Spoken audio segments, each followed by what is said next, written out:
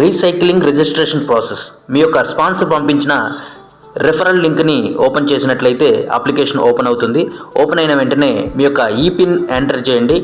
ఈపిన్ కోసం మీ స్పాన్సర్ని సంప్రదించండి. ఈపిన్ ఎంటర్ చేసిన తర్వాత మీ స్పాన్సర్ యొక్క ఐడి నెంబర్ ఎంటర్ చేయండి. స్పాన్సర్ ఐడి మరియు ఈపిన్ అనేది గ్రీన్ కలర్లో యాక్సెప్టెడ్ అని రావాలి. అలా కాకుండా రెడ్ కలర్లో వస్తే ఒకసారి సరి చూసుకోండి.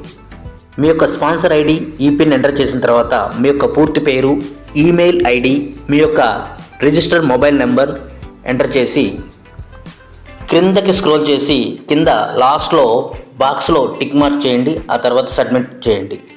మీ యొక్క రిజిస్ట్రేషన్ సక్సెస్ఫుల్ అవుతుంది. మీ యొక్క బ్యాంక్ డీటెయిల్స్ ముందే ఇవ్వచ్చు, లేదా మీ యొక్క ఐడి పాస్వర్డ్తో లాగిన్ అయి మై ప్రొఫైల్పై క్లిక్ చేసి 4వ ఆప్షన్ అప్డేట్ బ్యాంక్ డీటెయిల్స్పై క్లిక్ చేసి మీ యొక్క bank details, account number, IFSC code 1కి 2 సార్లు సరి చూసుకుని ఎంటర్ చేయండి. కిందకి వచ్చి సబ్మిట్ చేయండి.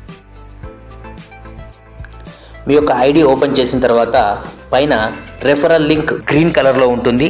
కాపీ చేసి ఓకే బటన్పై క్లిక్ చేసి వాట్సాప్ సింబల్పై క్లిక్ చేసి మీరు మీ యొక్క రెఫరల్ లింక్ని షేర్ చేయండి.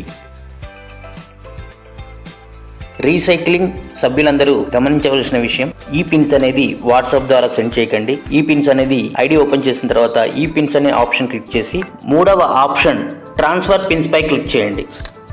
వెంటనే మీకు పిన్స్ కనిపిస్తాయి.